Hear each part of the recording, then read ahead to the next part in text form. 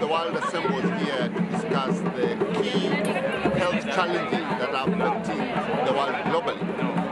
The African continent, which is the most left behind in terms of access to health services, still having the significant burden of disease in the world, up to 25% of the global burden of disease, very low density of health workforce, and also contributing significantly to malaria, mortality and morbidity, maternal mortality and morbidity, child morbidity and mortality, has come here to make a point that we want an equitable pandemic treaty that recognizes inclusion, recognizes equity and social justice.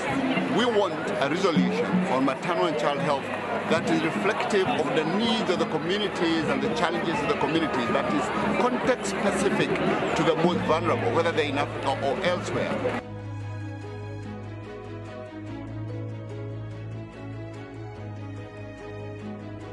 We want to ensure that there is an agenda for non-communicable diseases that needs to be brought back to the table because it's not funded by anybody, and therefore domestic governments have to think about how to save the future health system by starting to invest in primary prevention of non-communicable diseases today.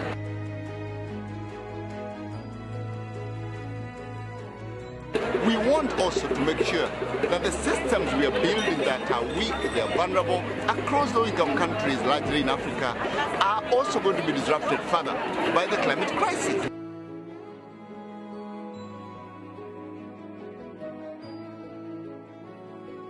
Africa contributes less than 3% of the global emissions, but there is no 97% discount on the impact. As you've seen, flooding, women and children being displaced, pregnant women having to go out to camps and leave their homes, cholera outbreaks that are happening across the continent, increasing malaria burden. All these things are being contributed by the climate crisis, for which Africa is contributing very little in terms of carbon emissions.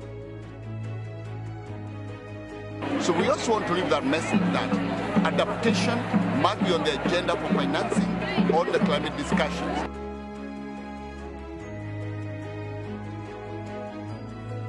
There are many more things we are discussing, and that's why we're here. We are here to ensure that the voice of the vulnerable in Africa or elsewhere is represented on this global stage. And we look forward to a very successful World Health Assembly 77.